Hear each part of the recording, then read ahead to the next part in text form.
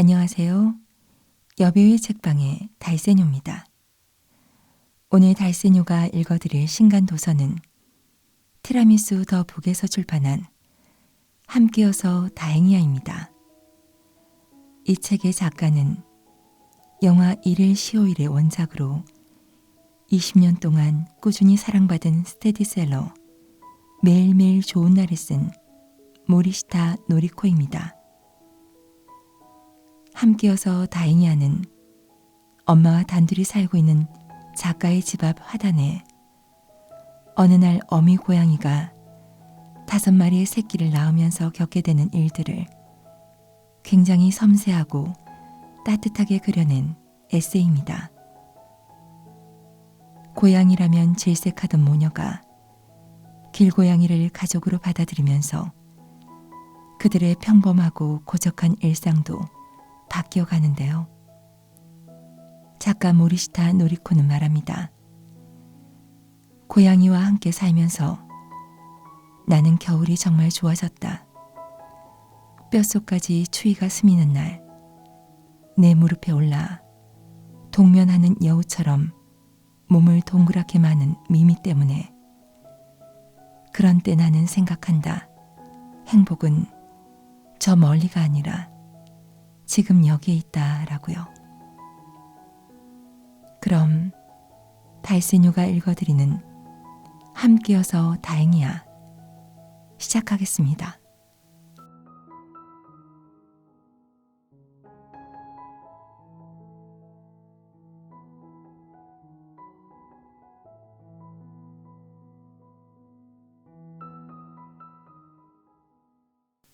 그날도 오전부터 후끈한 습기 때문에 피부가 끈적했다.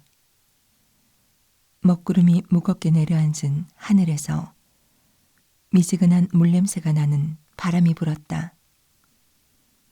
낮부터 비가 내리겠습니다. 켠 채로 놔둔 거실 텔레비전에서 일기예보가 나왔다. 평소처럼 나는 부엌에서 엄마와 네 잔의 차를 따르고 엄마는 화단에 핀 수국도 볼 겸 우편함에 편지가 없나 보러 갔다. 75인 엄마가 샌들을 끌며 옹벽을 따라 난 계단을 한 칸 한 칸 무겁게 올라가는 발소리가 들리고 우편함에서 뭔가를 꺼내는 소리가 절그럭 났다. 그 직후였다. 어머! 엄마가 계단을 급히 내려와 현관문을 벌컥 열고 거실로 뛰어들어와 외쳤다. 큰일 났어. 무슨 일이야? 길고양이가 새끼를 낳았어. 어디에? 화단. 수국 덤불에서 하얀 것이 보였다고 한다. 길고양이가 자고 있다. 다른 때는 재빨리 도망치더니 오늘은 웬일로 웅크리고 있다. 살며시 들여다보니 옆에서 뭔가가 꼬물꼬물 움직이고 있었다. 3마리를 낳았어. 완전 당했어. 엄마는 분한 듯 혀를 찼다. 그때 그 고양이야. 방충망 부서뜨리고 도망친. 아, 나는 지금도 바람에 들썩거리는 방충망을 쳐다봤다. 사흘 전, 내가 외출하고 없을 때였다.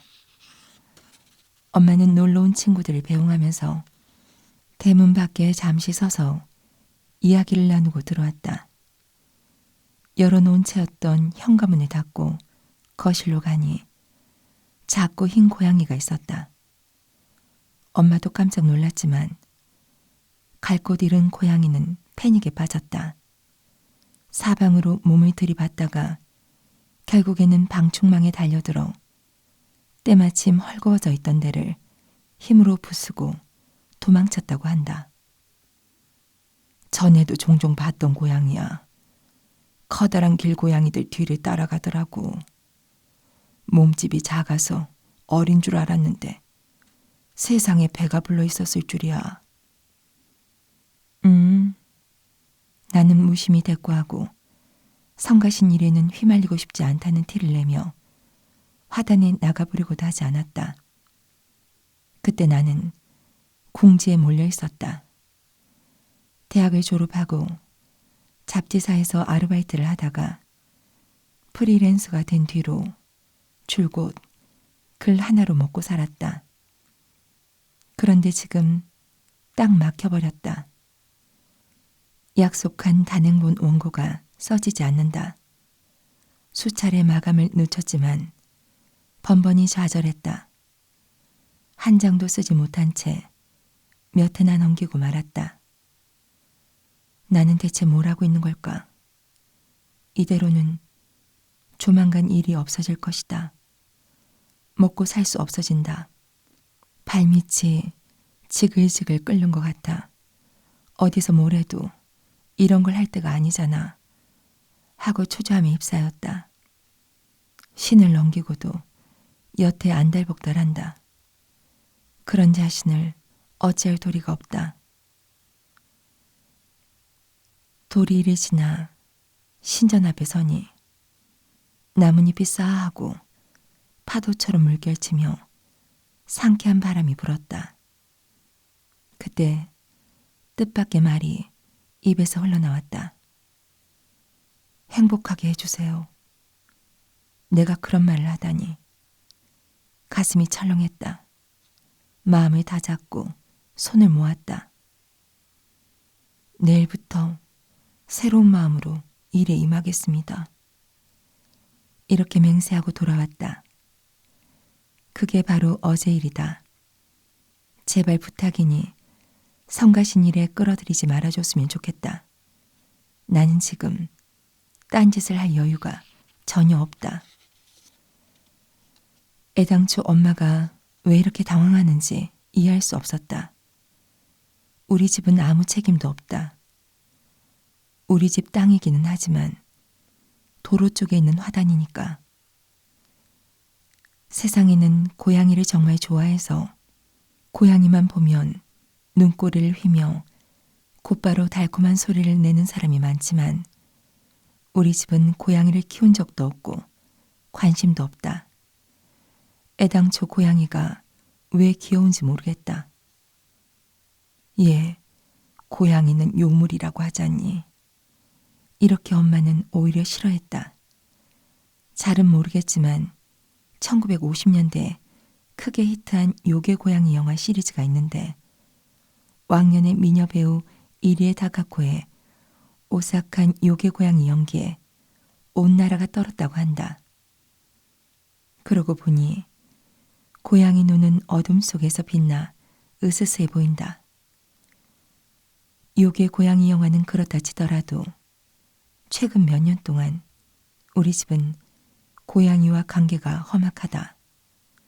우리 집도 이웃들도 배회하는 길고양이들 때문에 골치를 앓았다.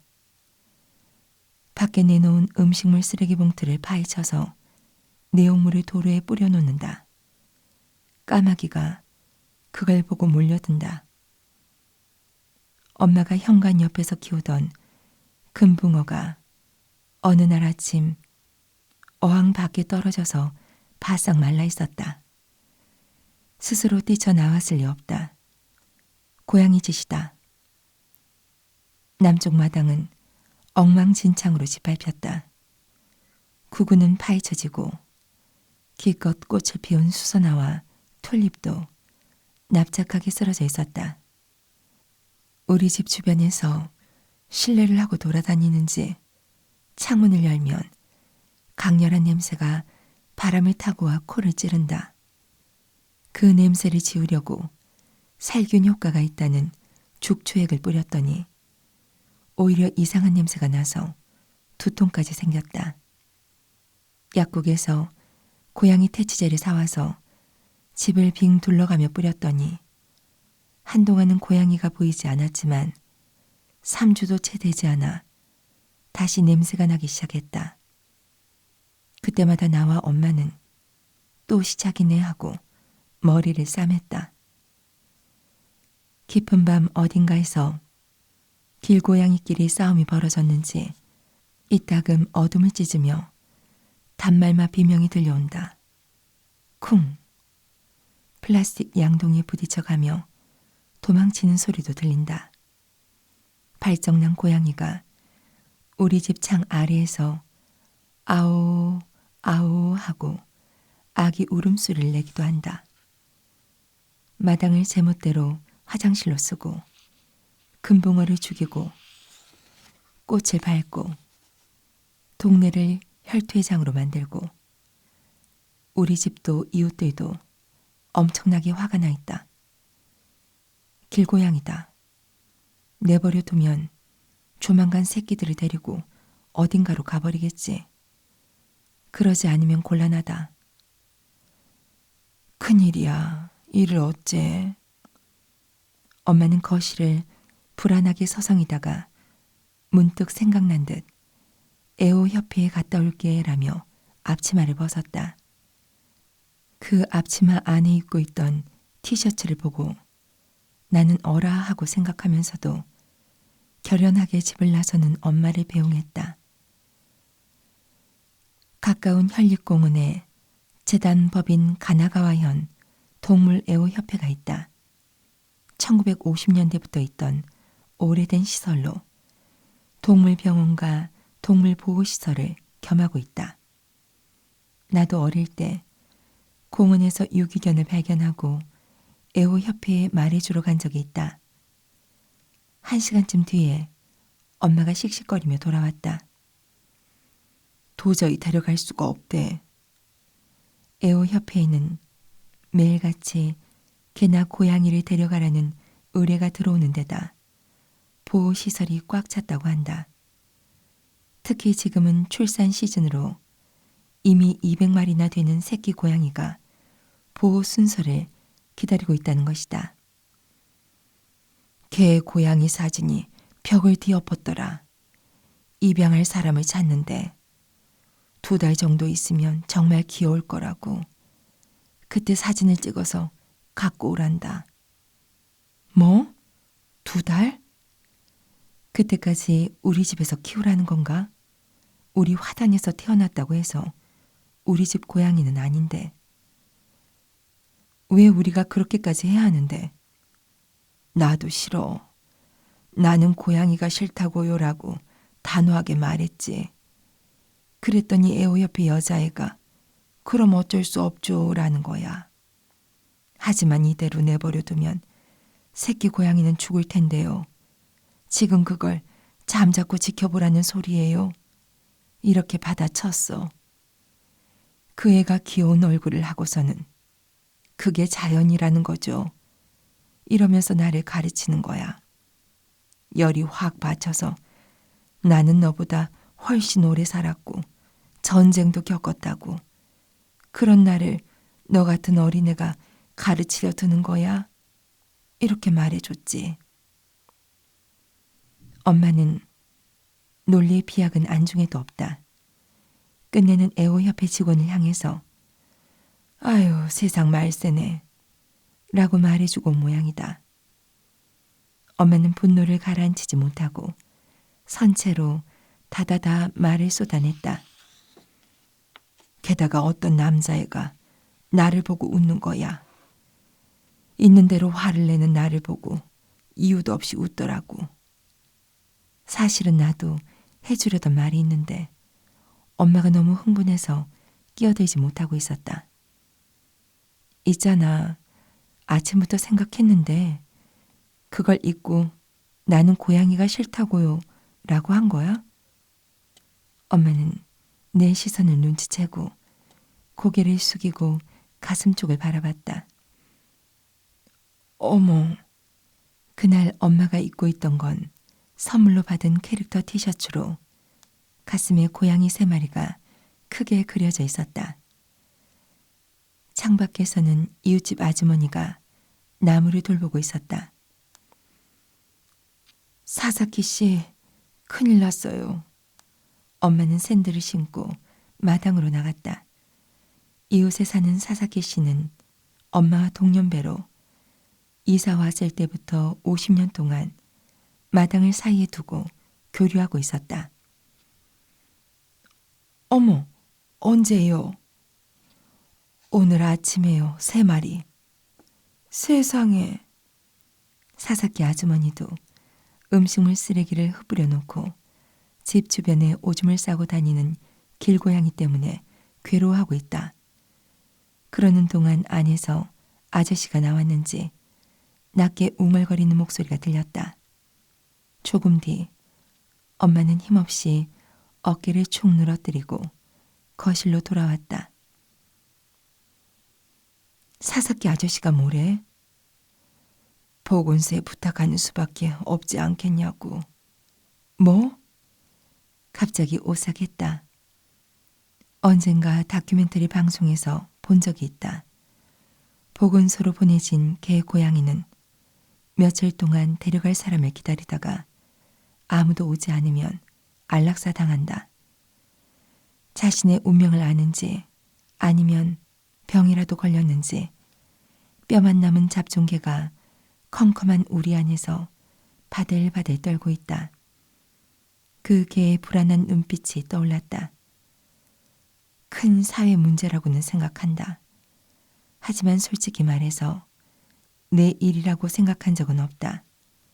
그런 내게 갑작스럽게 돌아온 화살에 당황했다. 하필 일에 집중해야 하는 지금 왜 이런 일이 일어난 걸까? 왜 우리 집인 거야? 고양이를 키울 생각은 없다.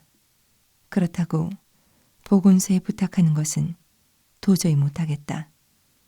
새끼들을 데리고 어디 다른 데로 가주지 않을래? 우리 집은 고양이를 키울 생각이 없단 말이야.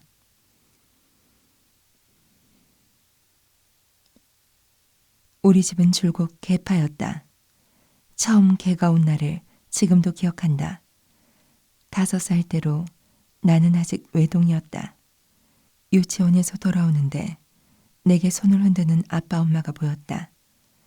아빠 발치에는 털이 구불구불한 작은 서양개가 있었다.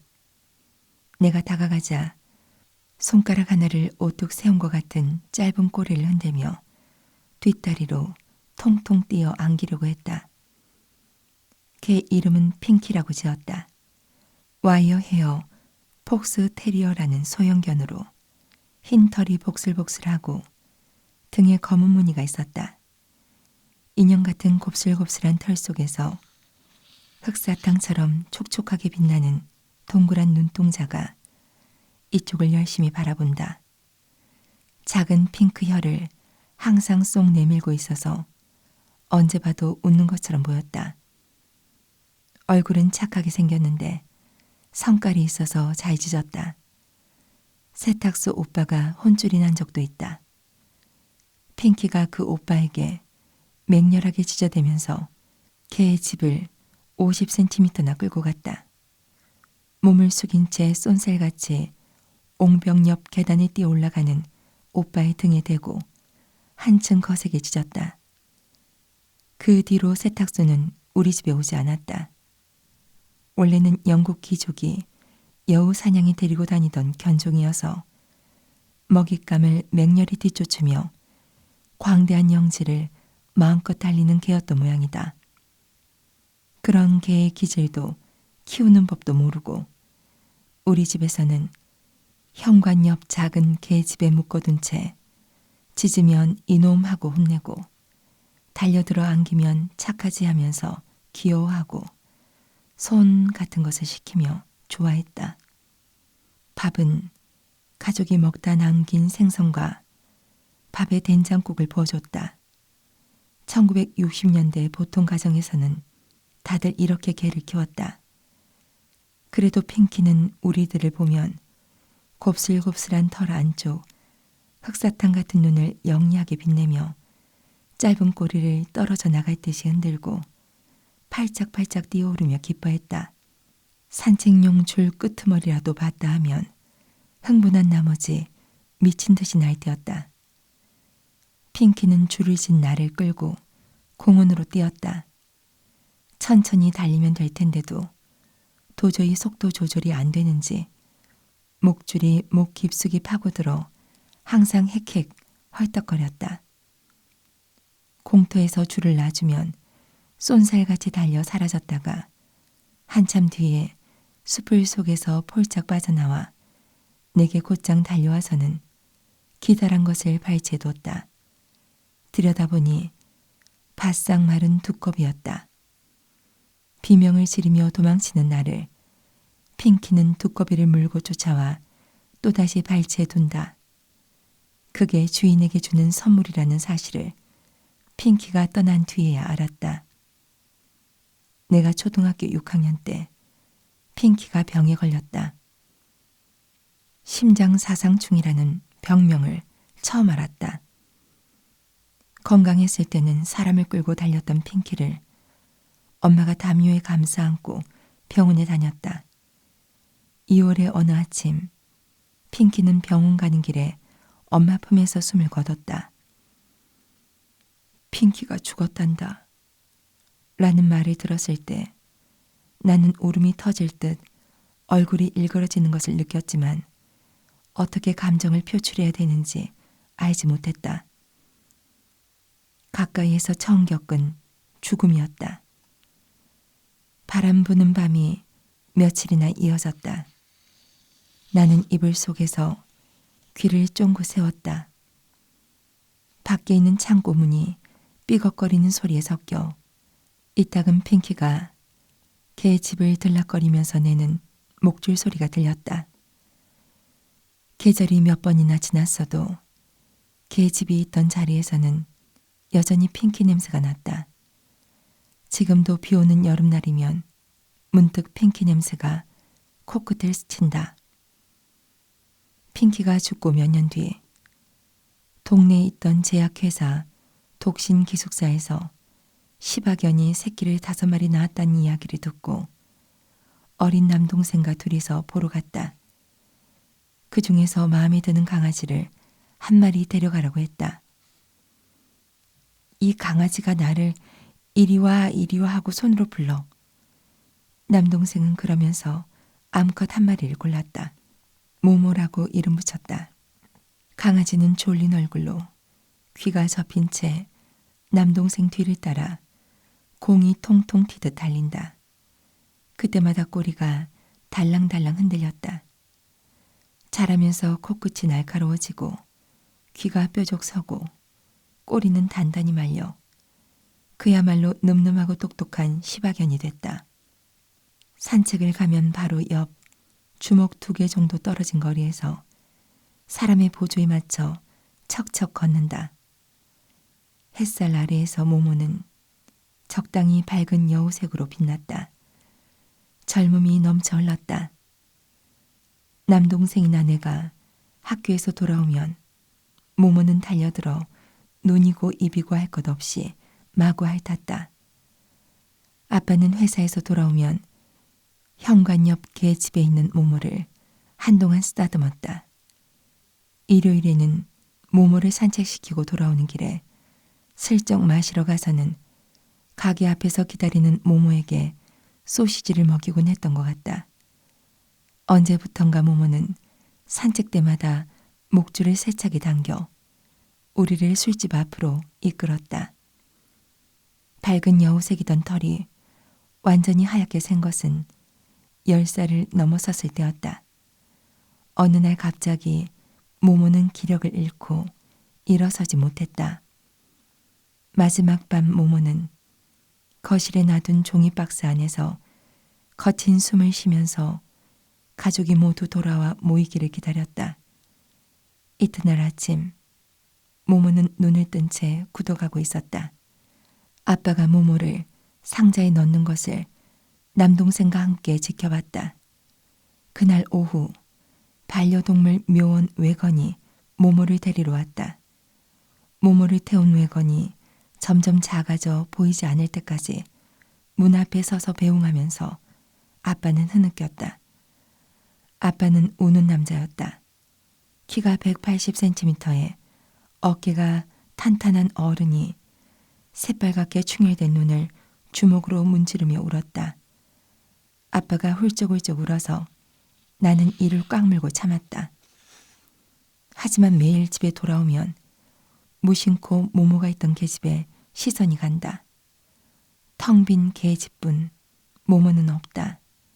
그때마다 언제든 기다려줬던 모모의 선한 눈이 떠올라 차오르는 눈물이 앞을 가렸다.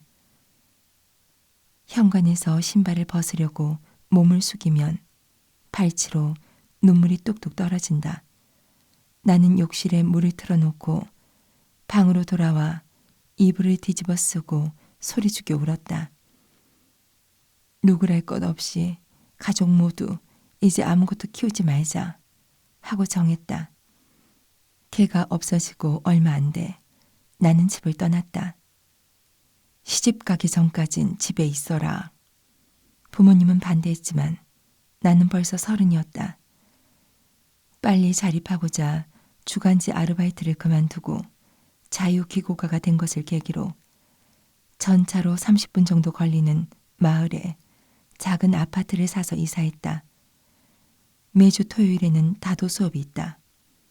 교실에서 본가가 가까워 돌아오는 길에 본가에 들러 얼굴이 보여드렸다. 집까지 이어지는 비탈 중터까지 가면 커다란 백목련이 보인다. 아빠는 자주 그 아래에 서 있다가 비탈을 올라오는 내게 왔냐? 하고 말을 걸었다. 지금 생각하면 아빠는 꽃을 보고 있었던 게 아니라 나를 기다리고 있었던 건 아닐까. 아빠가 타기한 것은 내가 집을 나오고 2년 뒤의 봄이었다. 이윽고 남동생도 독립해 다른 아파트에 살기 시작하자 엄마는 시골에 계신 할머니를 모셔왔다. 만을 넘기고 나는 집으로 돌아왔다. 혼자서 노노케어로 세월을 보내는 엄마도 마음에 걸렸고 나 자신도 수입이 불안정해 앞으로 계속 대출금을 갚아나갈 자신이 없었다. 목조 2층 집 1층에서 엄마와 할머니가 지내고 나는 2층을 작업실 삼아 원고를 썼다. 할머니, 엄마, 나. 할머니가 돌아가시기 전까지 이렇게 여자 3대가 함께 살았다. 문득 정신을 차리고 보니 50대였다. 결혼하려고 생각한 적도 있고 몇 번인가 사랑도 했지만 결국 나는 독신으로 남았다. 솔직히 말하면 이제 소란스러운 것은 사양하고 싶다. 격렬한 정열도 강한 집착도 이제 됐다. 서로의 자아를 거세게 부딪히는 일도 하고 싶지 않다. 가능하면 지금 이대로 안온하게 살아가고 싶다. 네가 행복한 결혼 생활을 하도록 도와주고 싶었는데. 생전에 아빠는 좀처럼 결혼하지 않는 내게 말했다. 그 말을 하며 짓던 아빠의 쓸쓸한 얼굴을 떠올리면 가슴이 아프다. 하지만 늙어서도 혼자면 어쩌니 하고 자꾸 걱정하는 엄마에게 나는 이제 와서 뭘 하고 웃었다. 엄마가 무슨 생각을 하는지 안다. 나는 회사라는 울타리가 없다.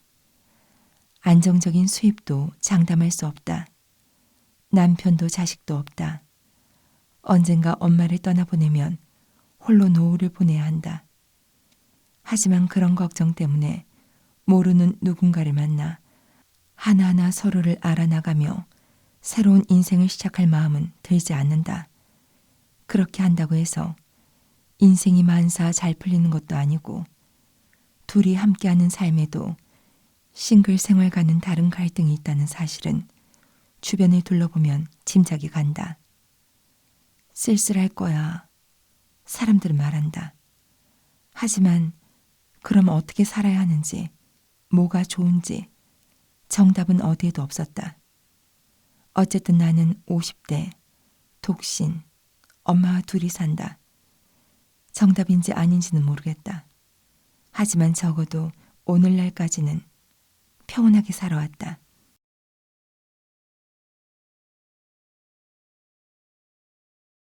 마당에서 수국잎이 수렁거리기 시작했다. 비가 내리고 있다.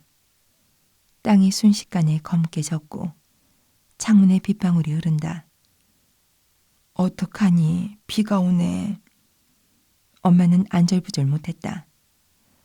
어디 가 있으면 좋을 텐데. 그렇게 말하며 또다시 대문 밖 화단을 보러 갔다. 좀 와봐. 얼마 지나지 않아 엄마가 밖에서 다급하게 불렀다. 나는 성가신 일에 휘말리겠다 싶으면서도 마지못해 일어섰다. 저기 좀. 현관문을 열자 엄마가 빗속에서 어딘가를 올려다보며 손짓했다. 우뚝 솟은 3미터 절벽. 그 절벽 끝자락에 난 풀고사리 잎이 살짝살짝 흔들렸다. 도로 높이에는 주차장이 있어서 그 바닥에 깔린 철판을 밑에서 올려다보면 처마처럼 보인다. 그 철판과 도로 사이 아주 좁은 틈에서 풀고사리 잎이 움직이고 있다. 마치 처마 밑 둥지에서 아기새가 움직이는 것 같았다. 삐삐 삐삐 우는 소리도 희미하게 들린다. 아까 봤을 때는 화단에 있었어. 비가 오니까 어미가 물고 저기로 옮긴 거야. 대문 밖 화단의 수국 덤불에서 주차장 철판 밑까지는 1미터가 안 된다. 이 공간이라면 비와 이슬을 피할 수 있고 또 하나의 위험으로부터도 새끼 고양이를 지킬 수 있다. 바로 까마귀다. 이 부근에는 까마귀가 많아 공원 연못에 사는 새끼 오리가 이따금 위험에 처한다. 여기라면 까마귀도 절대 들어오지 못한다. 하지만 절벽 끝자락이다. 만약 새끼 고양이가 기어 다니다가 떨어지면 3미터 아래 딱딱한 콘크리트에 내동댕이 쳐진다. 위험한데? 놀이코? 박스? 키울 생각은 없지만 절벽에서 떨어지는 걸 잠자코 두고 볼 수만도 없었다. 엄마 고양이는 보이지 않았다. 우리 기척을 알아차리고 몸을 숨겼거나 아니면 먹이를 찾으러 갔는지도 모른다. 나는 비를 맞으며 박스와 접사다리를 가지러 창고로 갔다. 새끼 고양이에게서 사람 냄새가 나면 안 되니까 장갑도 챙겼다.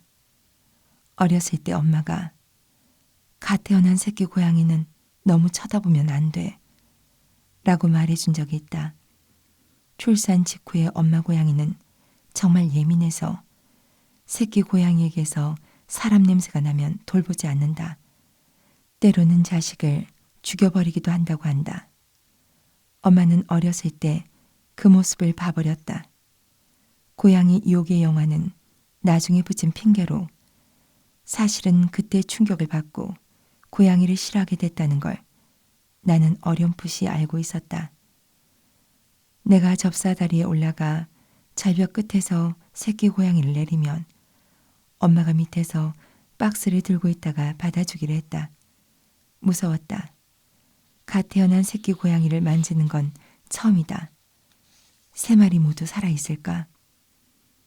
옹벽 앞에 접사다리를 놓고 비에 젖은 발판을 올랐다. 바로 그때였다. 느닷없이 먼 옛날의 기억이 떠올랐다. 몇 살쯤이었을까? 부모님과 함께 친가에 갔다가 돌아오는 밤, 기차 안에서 초등학교 1학년 때였어 하고 아빠가 벌써 말을 꺼냈다. 비 내리는 날, 길가 풀숲에서 갓 태어난 새끼 고양이를 발견했다. 아직 눈도 못 뜬 새끼 고양이 4-5마리가 뒤엉켜 빗속에서 무무 울고 있었다. 어린 아빠는 집으로 달려가서 새끼 고양이를 키우고 싶다고 했다가 그런 여유가 어디 있느냐며 할머니에게 크게 혼났다. 새끼 고양이가 어떻게 하고 있는지 걱정됐지만 혼이 난 아빠는 도저히 보러 갈 수가 없었다. 며칠쯤 지났을까? 아빠는 그 새끼 고양이를 찾으러 풀숲에 가봤다. 거기에는 성냥개비 같은 새하얀 뼈만 이리저리 흩어져 있었다.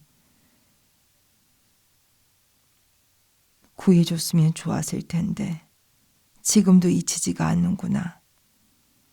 그 이야기를 들었을 때 내 가슴 밑바닥에 아빠의 슬픔이 살그머니 자리를 잡았다. 빗속에서 우는 새끼 고양이와 그 모습을 보는 어린 아빠를 생각하니 어린 마음에도 견딜 수가 없었다.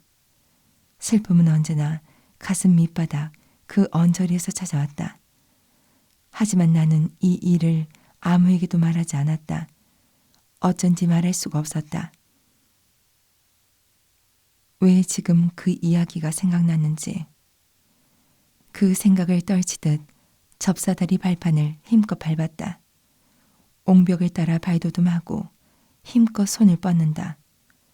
높아서 보이지는 않지만 미미이 소리가 나는 풀고사리 덤불을 손으로 더듬었다. 장갑 너머로 주머니만 한 개 꾸물거리는 것이 만져졌다. 떨어뜨리지 않도록 조심스럽게 장갑 안에서 작은 새처럼 몰랑한 것이 파닥거렸다. 철벽에서 내려 손을 살며시 폈다. 호랑이 무늬의 작은 생명체가 활기차게 몸을 비비꼬고 있었다. 아직 눈은 뜨지 않았고 두루 주머니 입구를 바짝 잰 듯한 얼굴이다. 작게 오므라진 귀가 머리 옆에 붙어 있어서 수달 새끼 같다. 그것이 내 손 안에서 뭔가를 주장하듯 미미하고 울었다. 살아있다. 무릎이 살짝 떨렸다. 손 안에서 꿈틀거리는 작은 존재를 향해 내 안에서 뭔가가 흘러나오는 느낌이 들었다. 그때 뒤에서 엄마가 소리쳤다. 노리코, 저기 있어, 빨리. 올려다보니 흔들리는 풀고사리 사이에서 두 번째 새끼 고양이가 슬금슬금 기어나와 절벽 끝에서 얼굴을 내밀고 있다. 첫 번째 새끼 고양이를 서둘러 엄마에게 건네고 떨어질 것 같은 두 번째 새끼 고양이를 붙잡았다. 머리와 등에 회색 줄무늬가 있다. 내 손 안에서 한껏 번대며 작은 입을 쫙 벌리고 하품했다. 또 한 마리 있을 거야. 세 마리째는 색도 무늬도 전혀 달랐다. 흑백이 뚜렷했다. 푹 자고 있었는지 아직 잠이 덜 깨서 보채듯 발버둥 쳤다. 접사다리에서 내려오려고 할 때 풀고사리 입 너머에서 뮤뮤 하고 재촉하는 듯한 소리가 났다. 어머, 또 있어. 뭐라고? 소리가 나는 쪽으로 팔을 뻗어 손으로 더듬더듬 네 마리째를 잡았다. 이번에는 얼룩이다. 디즈니 만화 101마리의 달마시안 개에 나오는 달마시안 같았다. 반점이 얼굴에 있어서 어디가 눈이고 코인지 구분이 잘 안 간다. 아직 풀고사리 잎이 살짝 움직이고 있다. 한 마리 더 있다. 5마리째는 울지 않았다. 물 웅덩이에 빠졌던 모양이다. 젖은 털이 달라붙은 몸이 축 늘어졌다. 4마리째와 닮은 얼룩무늬로 햄스터 같은 핑크 코가 살짝 보였다. 이 아이는 틀렸을지도. 처음 봤을 때는 3마리였어. 그 뒤로 2마리 더 낳은 거겠지. 엄마가 5번째 새끼 고양이를 타올로 살며시 감싸면서 말했다. 낡은 타올을 깐 박스 안에서 두더지 같은 5 생명이 뮤뮤 울면서 서로를 찾아 꿈틀거린다. 바라보고 있자니 어쩐지 눈시울이 뜨거워진다. 그때 등 뒤에서 기척이 느껴졌다. 돌아왔어. 그 고양이야. 돌아보니 비에 검게 젖은 콘크리트 계단 중간쯤에 꾀지지한 흰색 고양이가 등에 털을 곤두세우고 있었다. 그 고양이다. 나도 몇 번인가 본 적이 있다. 어느 날 밖에서 돌아와 대문을 여는데 우리 집 처마 위에 누워 있었다. 처음에는 몸을 뒤집어 재빨리 달아나 버렸지만 같은 일이 몇 번 거듭되는 동안 내 쪽 움직임을 가만히 살피며 도망가지 않게 됐다. 그 고양이가 여자 혁객처럼 어깨를 바짝 세우고 눈을 치켜뜬 채 당장이라도 달려들 듯 하악하고 온몸에서 세찬 기운을 뿜어내고 있었다. 새끼를 훔친다고 생각했겠지. 콘크리트 계단 밑에는 옹벽을 움푹 파낸 공간이 있어 양동이나 삭 같은 도구를 보관한다. 거기에 상자를 두고 나와 엄마는 집으로 들어갔다. 여기까지라고 생각했다. 이 이상 고양이 가족에게 관여하면 키우게 될 것이다. 손 안에서 미미 울던 그 작은 생명체들을 보면 마음이 흔들리고 만다. 하지만 일시적인 감정에 휩쓸리지 않겠다. 생명을 키우면 일생을 함께해야 한다. 우리 집은 더 이상 살아있는 것을 키우지 않는다.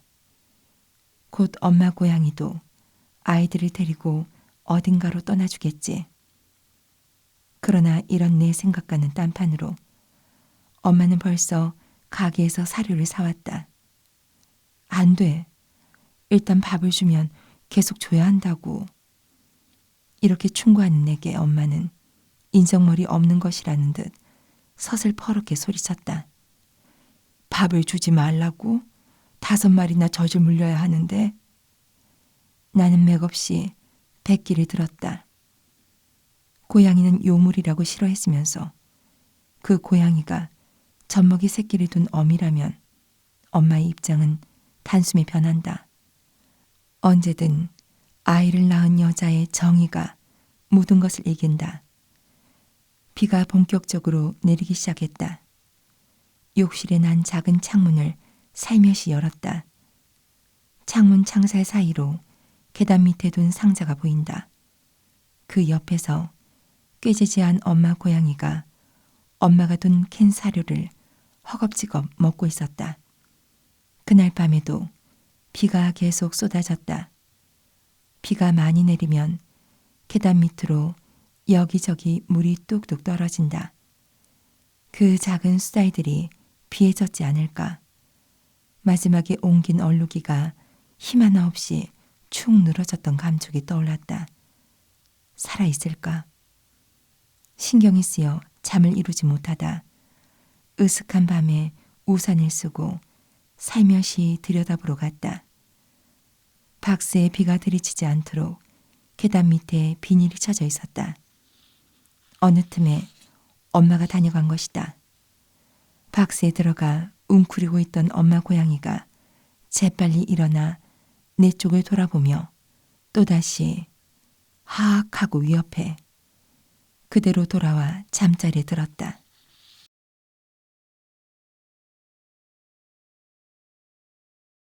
엄마는 친척 지인에게 있는 대로 전화해 어쩌면 좋을지 상담했다.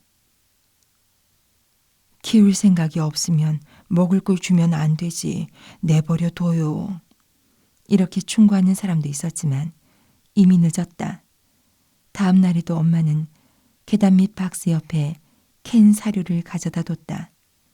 엄마 고양이는 그걸 먹고 따로 보금자리가 있는지 이따금 보이지 않다가 돌아와서는 새끼들에게 손대지 말라고 못 박듯 나와 엄마에게 하악하고 위협했다.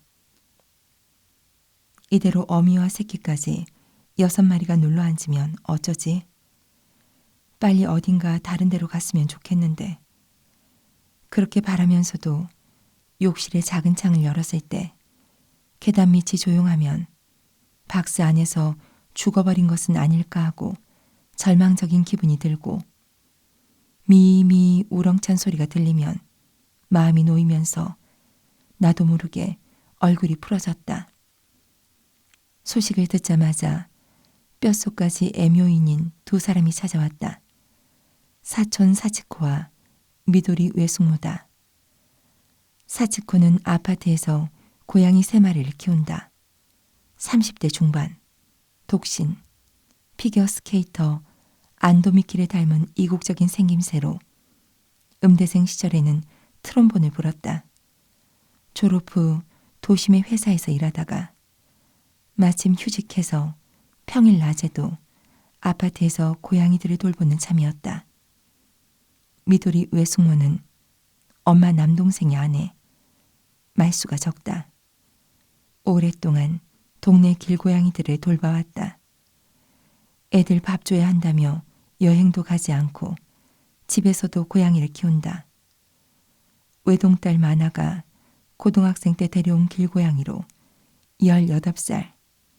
인간으로 치면 90살 정도의 할아버지고 최근에는 거의 잠만 잔다고 한다.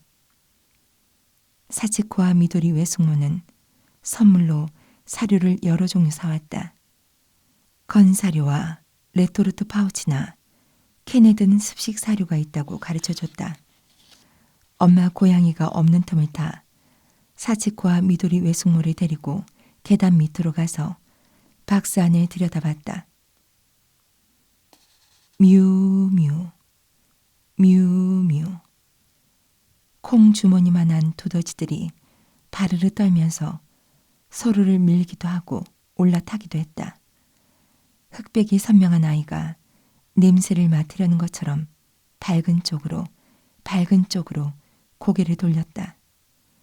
호랑이 무늬 아이도 우리가 온 것을 느꼈는지 이쪽으로 얼굴을 돌렸다. 살짝 뜬 눈꺼풀 사이로 얇은 막이 덮인 푸른 눈이 보인다. 모두 눈곱투성이다. 젖은 생쥐꼴이었던 얼룩이도 산처럼 쌓인 형제들 틈에서 기어나왔다. 햄스터 같은 핑크코와 꼬물거리는 작은 손이 보였다. 모두 살아있다. 미도리 외숙모가 양손으로 손수건을 꼭 쥐고 옷깃이 둥근 블라우스의 가슴팍을 눌렀다. 사치코가 헉 하고 숨을 들이켰다. 병원 신생아실 앞에서 친척에게 아기를 보여주는 기분이 들어 어쩐지 멋쩍다. 거실로 돌아오자 평소 조용한 미도리 외숙모가 둑이 터진 듯 말을 쏟아내기 시작했다. 동네 길고양이를 정말 많이 봤지만 이렇게 갓 태어난 아이는 처음이야. 안절부절 못하고 앉았다가는 벌떡 일어난다. 화장실에 가려나 싶으면 현관에서 밖의 상황을 살피다 발소리를 죽이고 옹벽 계단 쪽으로 간다. 사치코도 이따금 같이 일어나 둘이서 살금살금 현관을 나선다. 귀여운 애가 있어. 흑백이 귀여워. 미도리 외숙모가 거실로 돌아오더니 허공을 쳐다보며 말했다. 초승달 같은 가는 눈 안쪽이 반짝반짝 빛났다. 사치코는 갈색 호랑이 무늬 새끼를 두고 사쿠라랑 꼭 닮았어 라고 말했다. 사쿠라는 사치코의 본가에 있던 고양이로 몇 년 전 교통사고로 죽었다. 이런 일 흔치 않아. 사치코도 뜨거운 감정을 주체하지 못하는 말투였다. 나는 있지. 어딘가에 새끼 고양이가 버려져 있으면 언제든지 구조해서 키울 생각이었어. 그런 생각을 하면서 걸어도 갓 태어난 새끼 고양이가 버려진 걸 지금껏 한 번도 본 적이 없어. 그런데 이 집에서 5마리나 태어나다니 하늘이 내려주신 거야. 기록적인 폭염이라고 하는데도 사치코와 미도리 외숙모는 그 뒤로 사흘이 멀다 하고 찾아왔다. 그때마다 고양이 장난감, 빗, 캣그라스 등 우리 집에서는 써본 적 없는 것들을 가져와 줬다.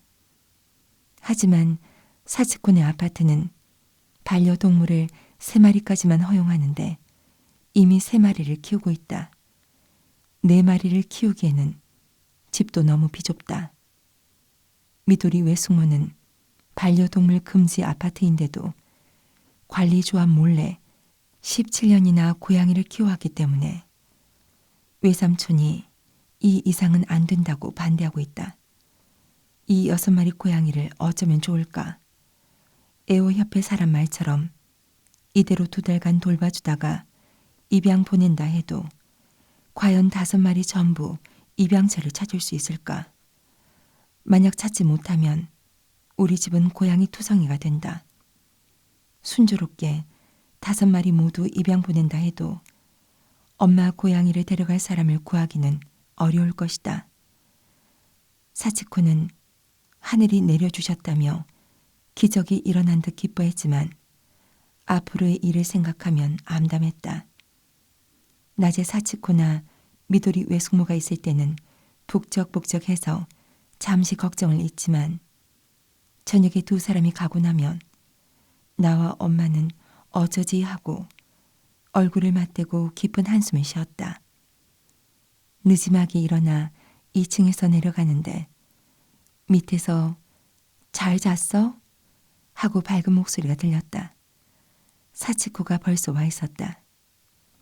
휴직 중인 사치코는 아침부터 새끼 고양이들을 보러 출근 도장을 찍었다. 천원숍에서 조립식 수납함 등을 만드는 흰색 사각형 철망을 잔뜩 사와서 새끼 고양이들의 집 울타리를 만들 거라며 의욕이 넘쳤다. 옹벽 계단 밑에는 모기가 앵앵 날아다닌다. 이대로 두면 병에 걸릴 거라며 엄마와 이야기해 현관 바로 안쪽으로 옮기기로 한 모양이었다. 철망을 비닐끈으로 이어 사각형 울타리를 만든 사치코는 옹벽 계단 밑에서 박스를 살며시 감싸 안고는 날카로운 눈으로 지그시 이쪽을 쳐다보는 엄마 고양이에게 여기에 둘게 한마디 하고 현관 안으로 들어왔다. 사치코가 만든 울타리 안에 박스가 계산한 듯이 쏙 들어갔다. 현관문을 열어둔 채 다들 거실에서 텔레비전을 보면서 슬쩍슬쩍 상태를 지켜봤다. 잠시 뒤 엄마 고양이가 현관 앞에 와서 안을 들여다본다. 이윽고 현관 시멘트 바닥에 살며시 발을 들였다. 왔다, 왔어. 현관마루로 올라와 새끼 고양이가 들어있는 박스로 다가가 사치코가 만든 울타리를 폴짝 뛰어넘어 자고 있는 아이들을 핥기 시작했다. 그리고 그 자리에 누웠다. 그 뒤로 엄마 고양이는 우리 집 현관에서 새끼를 키우게 됐다. 현관이기 때문에 사람이 자주 지나다닌다. 처음에는 일일이 하악하고 털을 세웠지만 얼마 지나지 않아 귀찮아졌는지 아앙 하고 입을 크게 벌릴 뿐 하품하는 건가 싶을 정도로 건성으로 위협했다. 고양이가 수위하는 모습을 처음 봤다. 엄마 고양이 배에는 포동포동 부른 핑크 젖꼭지가 4쌍, 8개 있었다. 두더지들이 삐삐 울면서 모로 누운 엄마 고양이에게 모여들었다. 5마리가 몰려들어 서로의 위로 기어올라가 양옆으로 밀치기도 하고 머리를 밀어 넣듯이 파고들기도 하면서 엄마 고양이 배에 달라붙었다. 엄마 고양이는 쉴 새 없이 새끼를 핥았다.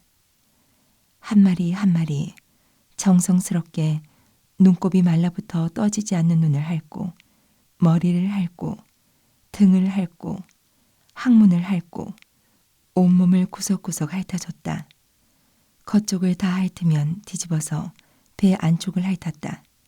그야말로 눈에 넣어도 아프지 않은 듯이 온몸을 핥아준다.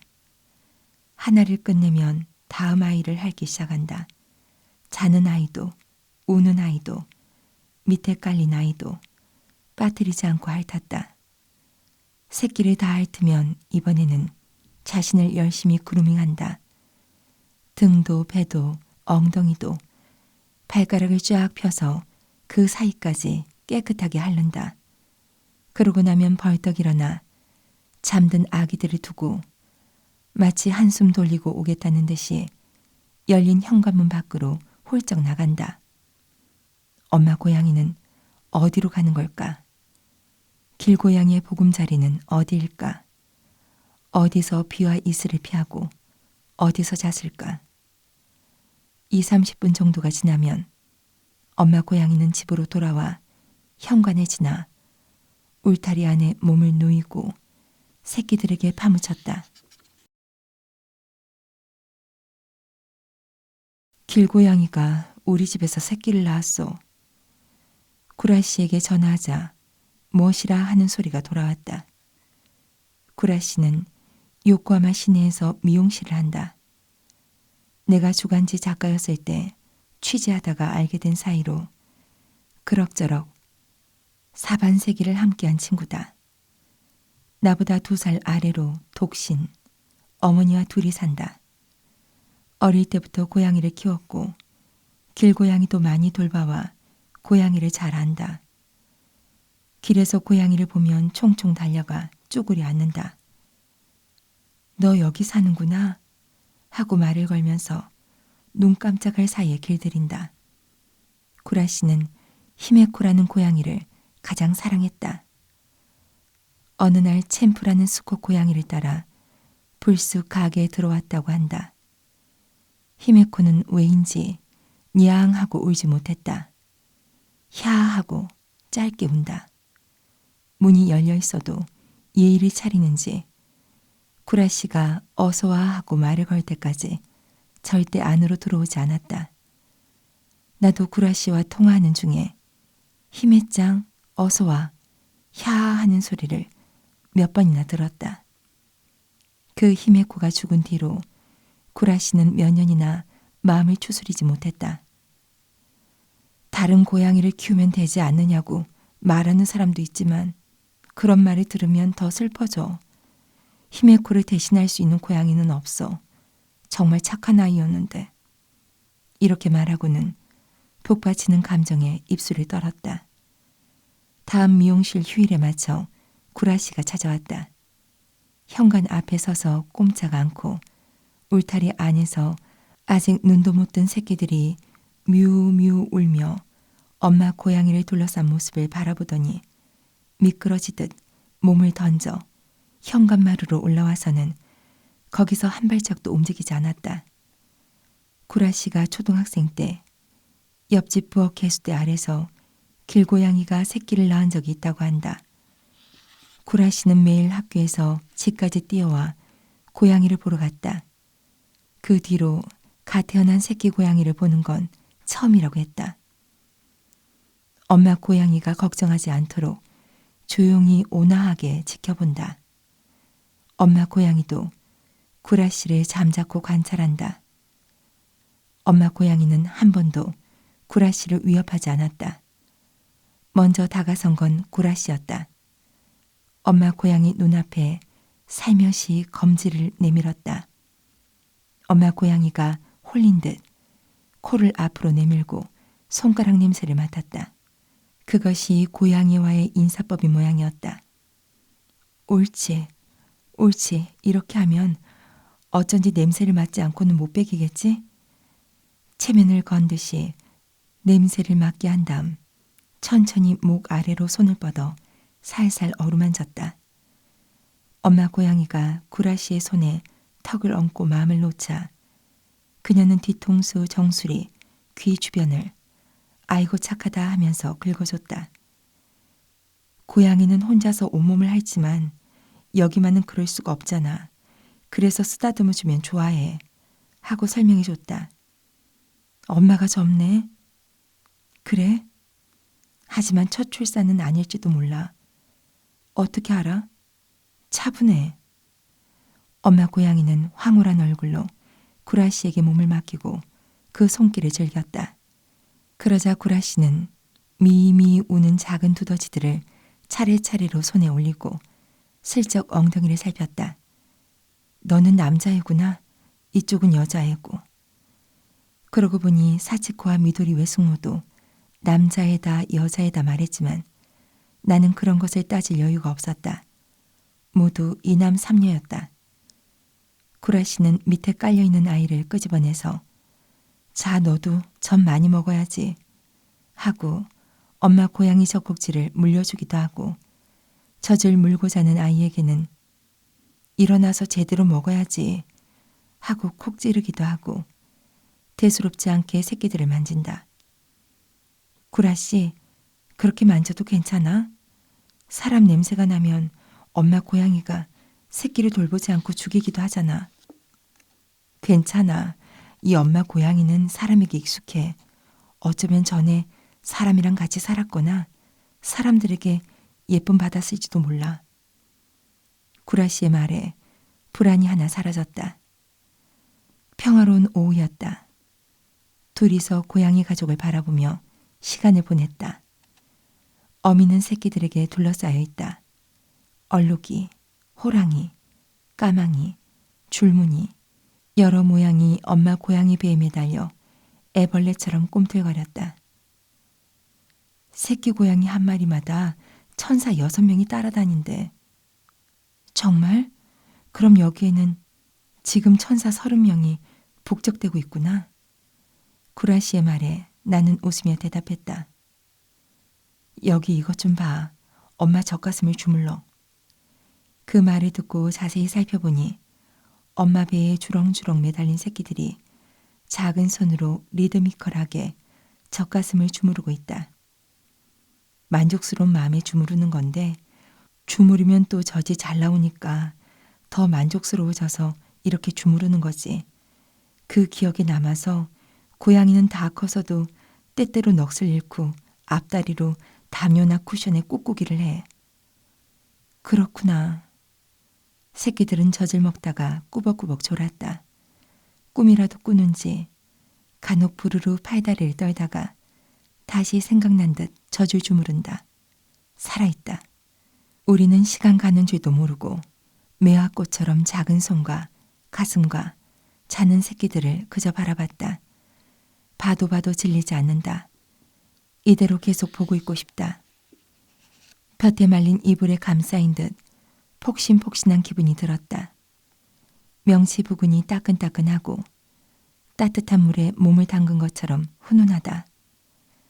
잘 자고 일어나 한껏 기지개를 켠 것처럼 마음도 몸도 상쾌하다. 피로도 어디론가 사라졌다. 고민도 초조함도 모두 자취를 감췄다. 아무것도 필요 없다. 이대로 좋다. 눈시울이 왈칵 뜨거워졌다.